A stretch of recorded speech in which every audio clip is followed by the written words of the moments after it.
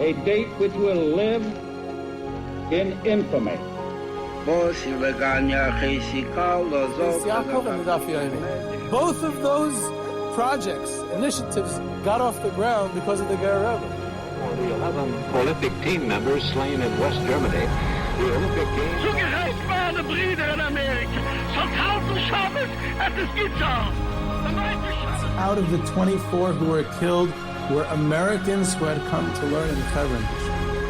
I say 1 million Jewish children who were made to be cut loose.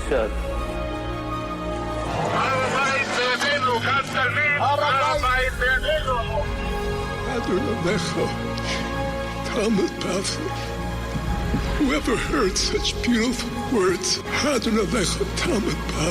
It is never too little. It is never too late. And it is never enough. Jewish History Soundbites, bringing alive the world of our glorious past. Here is our host, live from Jerusalem, Jewish historian and tour guide, Yehuda Geberer.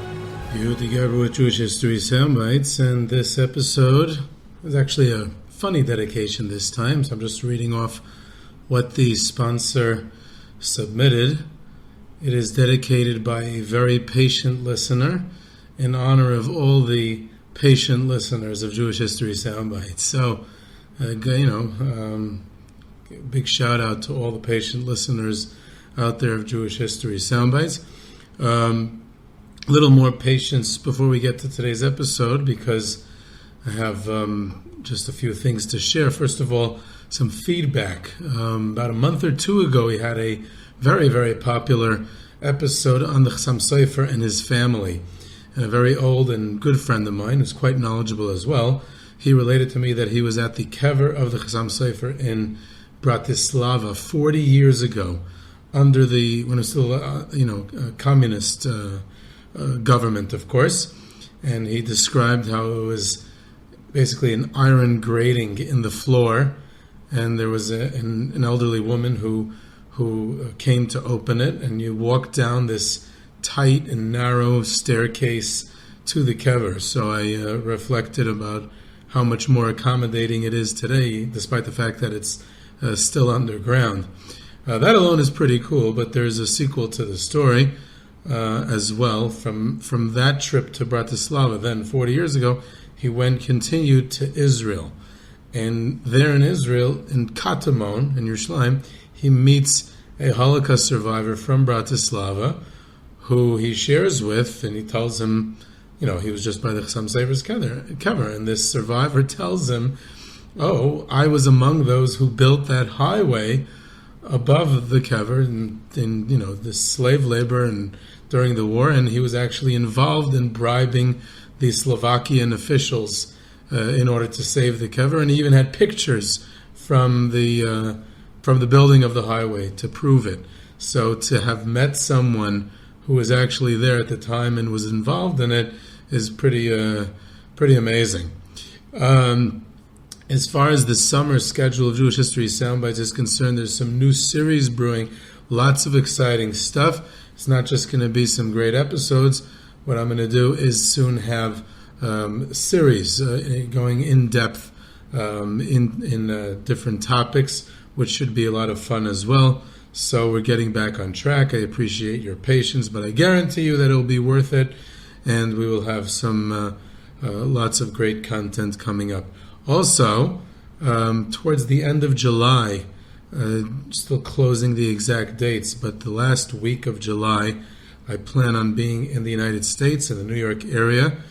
Some people refer to it as the tri-state area, but when religious Jews say the tri-state area, they really mean from the Catskills to Lakewood. Pretty much that's about it. Everything in between. I don't know if they actually mean the tri-state area. But in any event, I'll be over there, so I'll be available for speeches, lectures, probably going to have a couple of great cemetery tours. I'll announce more details as things go along, but I wanted to give a heads up. If your shul is interested, if you want to organize a cemetery tour, have a lecture or a speech or something along those lines during that week. It's a week before Tisha B'Av, Shabbos Chazayin.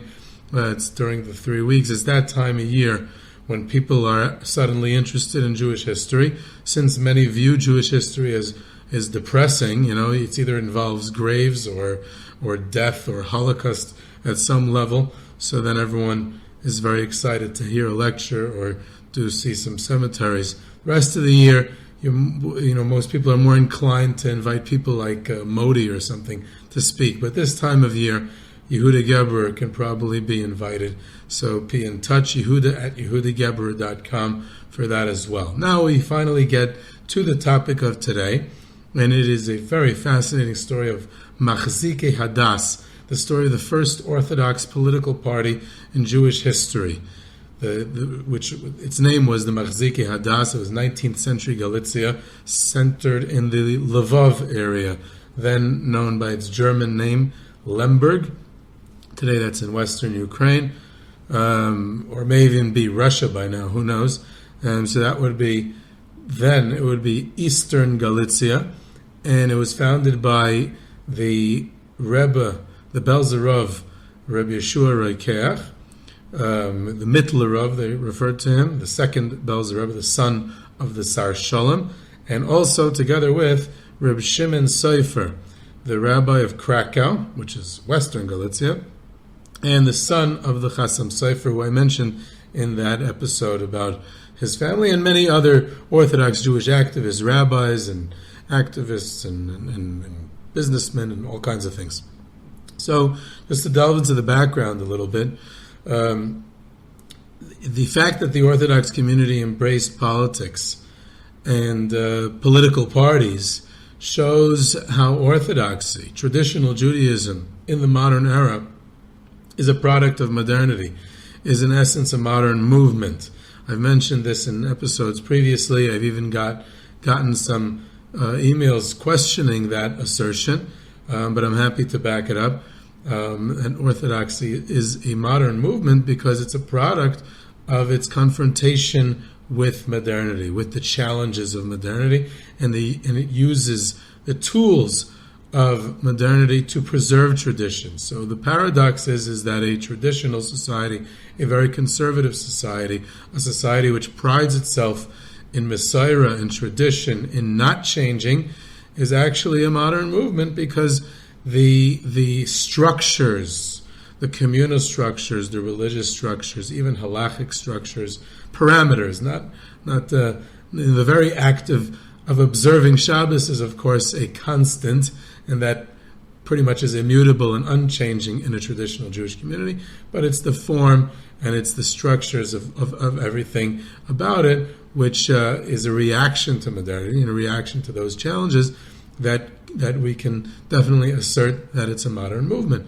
And political parties and its embracing of politics is one of the best examples, perhaps, of it. It's using the tools of modernity to confront the challenges and to restructure itself in reaction to what's going on around it. It's not stagnant, it's very dynamic, it's very active and proactive in preserving its place in the Jewish community and Jewish history by embracing elements of the modern world, such as politics and political parties. So, and that takes place in Galicia. And that, I think, is perhaps might be the most compelling part of the story, is its geographical context. Because Galicia has a unique place in the Jewish world in the 19th century specifically, and as a result it plays a very important role in modern Jewish history. And I'll explain why. We tend to think of European Jewry as East and West, divided into this imaginary line of East and West, where Western European Jewish communities is small Jewish population, very small minorities in their towns and cities, a much more modern, much emancipated, right? The French Revolution, leads to many other countries over the course of the 19th century emancipating their Jewish populations. So that's the stereotype, which is very accurate to a certain extent, of Western European Jewry. And on the other hand, we have Eastern European Jewry, which is a very demographically, large Jewish population. Its numbers are immense, very densely Jewish. But it's not just large numbers, but it's very dense. You have towns and mid-sized towns and cities where you have an absolute majority of Jews or a very, very large minority, and they are less. They're living in countries which are less economically and technologically developed, and this is the biggest point: they're not emancipated. And principally, we're talking about Tsarist Russia when we refer to that, because it's the largest Jewish community in the world, 5 million Jews in the 19th century, towards the end of the 19th century, and they do not have emancipation. They don't have equal rights. They don't have citizenship. So that's a very big distinction between East and West. And while that distinction as a whole holds true for the 19th century, Galicia is the anomaly in that equation. Because on one hand, it's geographically, culturally, religiously, and most importantly, demographically, fits the profile of Eastern European Jewish life. It's a very dense Jewish population, very traditional, Hasidic Jewish population. And on the other hand, it's formerly Poland, Galicia, but since the partitions of Poland at the end of the 18th century, it finds itself in the Habsburg Austrian, later the Austro-Hungarian Empire. So they, in other words, they're in a Western European empire, which is officially an enlightened absolutism form of government. And in 1867, they grant emancipation, equal rights to the Jews of the Habsburgs, of the Austrian Empire. This is 2 decades after the 1848 revolutions, and it's quite some time after other countries did so.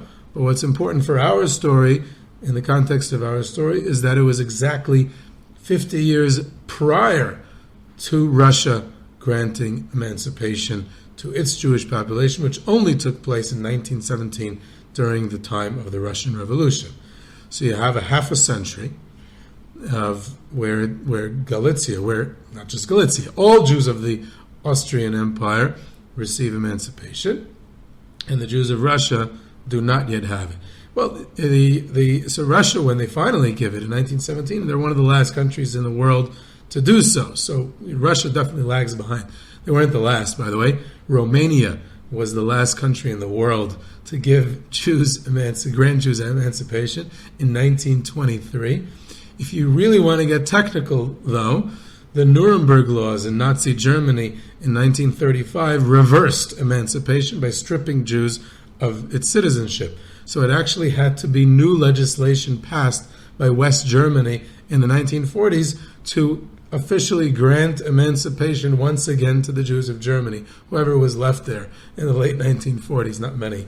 But it's just an interesting tidbit that West Germany gives emancipation, gives citizenship to Jews in Germany in the late 1940s, and reinstates their citizenship that had been taken from them by the Nazis. But that's a side issue. Either way, so getting back to this, in 1867 the Jews of Austria receive emancipation, and only 1917 do the Jews of Russia. So a half a century, the Jews under the Habsburgs enjoy the benefits and reap the fruits of emancipation, while those in Russia do not. This is especially intriguing when comparing the Jews of Galicia, which in so many ways are similar in profile to Russian Jewry, and yet they have emancipated. It's like we're isolating the variable. We're almost like we're conducting a experiment. This is a sociologist's dream, because the sociologists and the historians don't have the luxury that chemists and physicists do of experimenting in a lab and by creating the variables and isolating those variables themselves.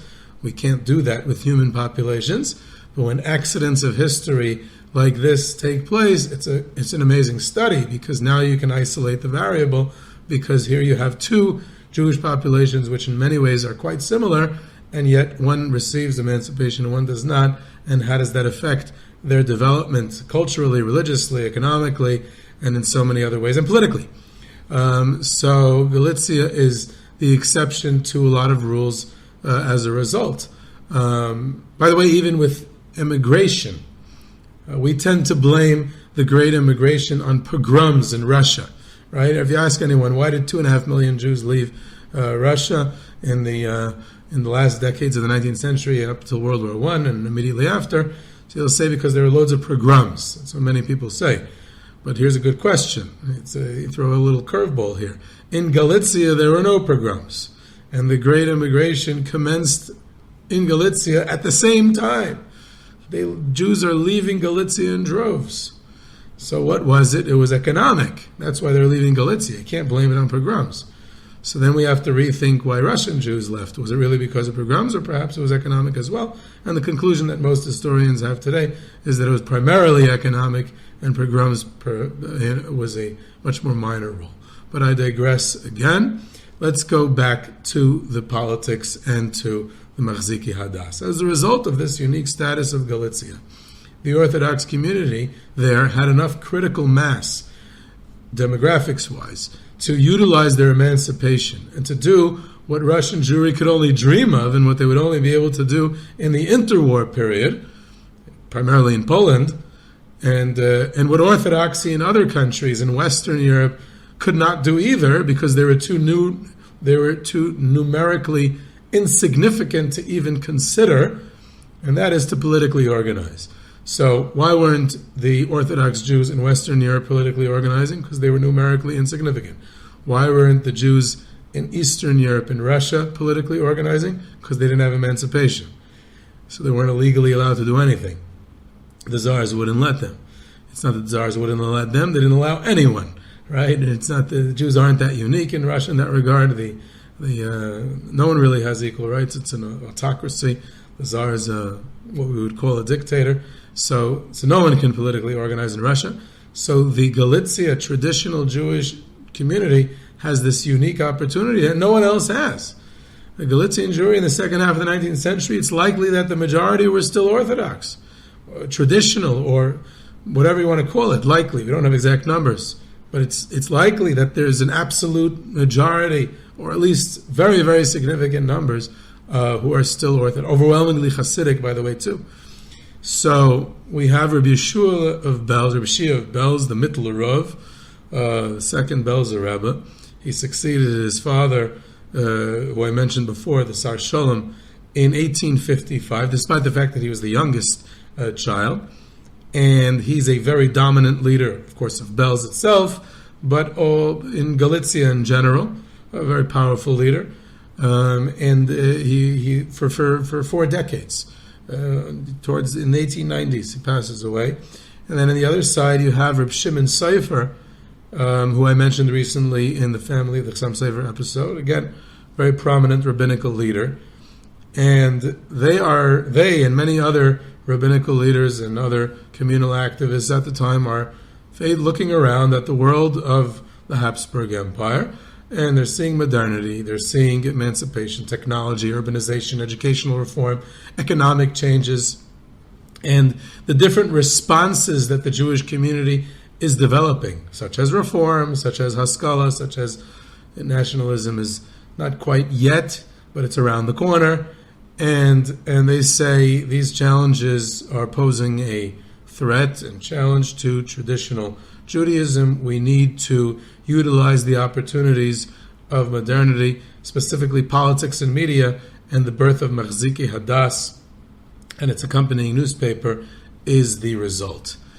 The one who has written regarding this topic quite extensively is all things Galicia, but in this as well is Dr. Rachel Meneken, and she has some great stuff on it. Others too. There's quite a bit written about this because it's such a interesting story. It's founded. The Machzikei Hadas organization is founded in 1878 with the founding convention, again a public convention in Lvov, which again is then Lemberg, in 1879. The first few years of its existence, the first 5, 6, 7, maybe 10 years of its existence were its best, but it did have some nominal influence that continued until World War I, when it ultimately collapsed and the newspapers shut down as well, and most of Jewish life World War I wreaked havoc on it in many ways. I had a series on that back quite a bit of time ago. There were attempts to resurrect it in the interwar period, most notably at an event in 1928, again in Lvov, which is now in the Second Polish Republic, an independent Poland. And Lvov would always be the center of the movement. When it was Lemberg, when it was Lvov, it didn't make a difference. It was a real political party with a political agenda and a platform with goals, which ran on a ticket in the election that tried to get representatives sent to the Austrian parliament and succeeded in doing so at least once. Rav Shimon Sofer himself, who's the president of Machzikei Hadas, he's appointed by this convention as the president of Machzikei Hadas, and he's the official representative of it in the Austrian parliament. It used propaganda like any political party. It had its own newspaper like the political parties of its day. It was published every other week. It was bi-monthly. And then actually a few years later it even started to be weekly. It didn't get a license to be weekly, so what are they going to do? So they had a very simple solution. 2 weeks a month it was called Machzikei Hadas, and 2 weeks a month a completely different newspaper called Koil Machzikei Hadas was printed, and it's two different newspapers. Each newspaper had a permission to be printed bi-monthly, and therefore it became weekly. So the Galicianers figured things out already then. So this is completely revolutionary in the Orthodox world, especially for a place so conservative such as Galicia, and especially a place so conservative as Belz, Rav Yehoshua of Belz. The Belz Hasidus, the Belz dynasty, the Belz Rav were the most conservative in all of Galicia. In fact, there's an amazing story, like an Olam Hafuch, just the opposite of what we would imagine, is that the Sfas Emes, who's the Rebbe of Ger in Poland, he receives a copy of the Machzikei Hadas newspaper at the Belz Rav's behest. In other words, Rav Yehoshua of Belz asked the Sfas Emes to get a newspaper because he wanted it to be spread even as far as Poland, far away in Poland. But then the Sfas Emes allegedly disposed of it because he didn't want to have a newspaper in his house. Any newspaper, even an Orthodox one, even one that the Belz Rav supported. So here you have a wild instance where a Hasidic Rebbe in Poland, which was generally more liberal, taking a more stringent stance on Orthodoxy than the Galicia Rebbe, who is usually the one who's more conservative. So it's a world of opposites, but that's what happens when you need to play politics. And the reason it was founded was to oppose a Maskilic party called Shomer Yisrael, which had been founded a decade earlier in 1867. And ironically, that party was a Jewish party, Shomer Yisrael. Shomer is to preserve the Jewish people because they were opposed to assimilation. They saw that Jews in Galicia were starting to assimilate. They were using the liberalism of the Austrian Empire and the changes that were sweeping the Austrian Empire to completely assimilate. And the Maskilim, of course, were opposed to assimilation, to remain Jewish, with a new Jewish identity, to incorporate values of the modern world into Jewish society, but definitely opposed to assimilation. So here you have this, they're opposed to assimilation, so they found a party, but yet they have these Maskilic tendencies of, implementing changes in Jewish life and acceptance of the outside world in traditional Jewish society, and the Orthodox community sees that as a threat. So to oppose them, they found the Machzikei Hadas. The big question that they grappled with at the 1882 convention, this became a very, very divisive topic at the 1882 convention in Lvov, and even caused many Rabbanim in Galicia to resign from Machzikei Hadas as a result. And also through the early years, through the first decade of its existence, the big question on the table, on the agenda, the burning issue of the day, was the separation of the community's proposal. Do we separate? Do we resign? Do we renounce membership of the mainstream Jewish community once it has been taken over by non-traditional elements, by non-Orthodox elements? And do we establish independent Orthodox communities? That is the big question of the day. And of course, their model is Hungary. Of course, Rav Shimon Sofer did the same thing in Frankfurt, but the model is Hungary. The Teilung in Hungary that the students of the Chassam Sofer had just recently, in the 1860s, just a few years earlier, had started to implement across Hungary. The question was, would that work for Galicia? It did not happen, ultimately. There was opposition, a lot of opposition from some of the leading rabbis and rebbes in Galicia, and it was not implemented in Galicia. So that's again another topic. I mean, it's a fascinating story. Why is something that was considered imperative in Hungary was taken down, was basically shot down off the agenda in Galicia? Why is this separation of the community's proposal so opposed in Galicia and is so supported in Hungary? Although hundreds of communities, hundreds of chapters of Machzikei Hadas are established and hundreds of communities across Galicia associate themselves with Machzikei Hadas, they enjoyed widespread support among the Orthodox of Galicia. Tens of thousands of card-carrying members of Machzikei Hadas in its prime. And the momentous event of this movement was, of course, the gathering in Lvov of 1882 that I mentioned before, this conference, this convention, whatever it was. One of the major players was Reb Tzvi Hirsch Orenstein, who was the rabbi of Lvov after the passing of Rabbi Yosef Shol, Natan's son, the Shalom Eshiv. And Reb Tzvi Hirsch Orenstein, along with his son-in-law, Rabbi Aryeh Broide, was another leading rabbi in Pesach in Lvov, and these two were leaders initially in the Machzikei Hadas as well. It enjoyed a wide support of Galicia rabbis, Hasidic rebbes, wealthy businessmen, community leaders, activists, and the traditional masses. Ironically, and this is how popular Machzikei Hadas was, the Sadiger and Chartkev rebbes, who both lived in Galicia at the time, supported Machzikei Hadas, as well as the children of the Divrei Chaim of Sanz, and grandchildren of Shlomo Babov, who was a grandchild, the first Babov of a Rebbe.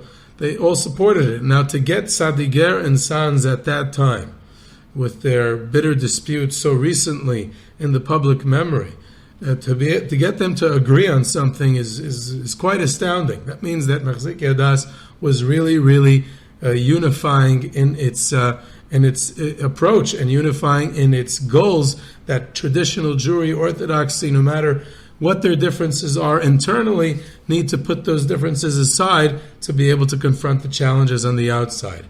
Like I said, they send Rav Shimon Sofer to the Austrian parliament. He's the first Orthodox representative in a national parliament in Jewish history, especially of an Orthodox political party. So it's nothing short of revolutionary. Rav Shimon Sofer does something else which foreshadows future events. He sides in parliament with the conservative Poles. In other words, the Poles who were part of the Polish aristocracy, seeking Polish independence and Polish autonomy in Galicia, of course. So he sides with them on a host of issues, whereas most Jewish representatives in the Austrian parliament sided with the liberals because they wanted more rights, more equal rights for the Jews, more freedom for the Jews. And here you have the Orthodox representatives siding not just with a conservative element, but the conservative Poles, not even the Austrians, which is an interesting point. He passed away in 1883, and that really weakened the movement. Rav Shimon Sofer was the dominant force at this time in the movement, and even though the Belz Rav was still alive, but the fact that Rav Shimon Sofer was the president of the movement and its representative of the party in the parliament, it severely weakened it. He's succeeded by his nephew, son of the Ksav Sofer, Rabbi Yitzchak Leib Sofer. Upon his passing in the early 1900s, he's succeeded by his son, Rabbi Avram Chaim David Sofer. So the Einik Lachud Chassam Sofer are the rulers in Galicia and the Machzikei Hadas as well, together with Belz. This alliance with the political right of Poland is very unique, like I said, because most Jewish political parties align with the liberal left, and that kind of somewhat foreshadowed another Orthodox trend in politics in interwar Poland. The Agudas Yisrael sides with the conservatives in the parliament, the Pilsudski and his, much less his successors, they're more anti-Semitic, but that's another story. And then in Israel, in modern day Israel, the Orthodox parties tend to be more on the right, and to a certain extent it's true in the United States as well, even though there's no formal Orthodox political parties. The newspaper, the Machzikei Hadas, the Koil Machzikei Hadas, initially it reported religious news and events in the Lvov area, primarily in the Lvov city. It was quite limited in its scope. Eventually it reported news from all over Galicia and to a certain extent the Jewish world all over. It contained polemics against modernist trends and movements and personalities and all kinds of things like that. There were stories, there was occasional poetry. For instance, for Purim, they had a couple of times, they also had in honor of a Habsburg royal wedding. Again, it's a fascinating thing. In the religious newspaper, which was in Hebrew and Yiddish, they published a poem in honor of Franz Josef's child or grandchild or who knows what, who got married. So they published a poem in the Machzikei Hadas in that honor. They sometimes copied historical articles from the German language Orthodox newspaper Der Israelit of Rav Shimon Hirsch in Frankfurt. So they would just copy that from the German into Hebrew or Yiddish and publish that occasionally as well. It was only several pages long. Like I said, bi-monthly, later as a weekly. It played an important role. It was one of the early Orthodox newspapers, though it was not the first. I mentioned Der Israelit in Frankfurt was an early one. Halavanin, which is a fascinating story in Eastern Europe.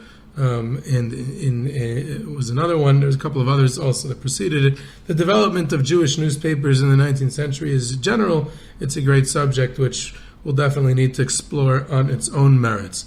So if we would summarize this experiment, it was not a wildly successful experiment because it did fade in influence in the closing years of the 19th century and especially in the years leading up to World War I until its final collapse during World War I. But it did bring our orthodoxy in Galicia together, which was an important move. It did see some initial success, which was important, but perhaps even more so is its legacy. Its legacy is very important because that became ultimately its success, because it was the pioneer. It was the ultimate pioneer. All successive Orthodox political organizations which followed, all Orthodox politics which followed in its footsteps down to this very day, sees Machzikei Hadas as a pioneer and is influenced by its infrastructure and the way it was formed and executed, including to a lesser extent even Agudas Yisrael. Even though Sanz and Belz opposed the Agudas Yisrael in interwar Poland, but definitely Agudas Yisrael was influenced by it.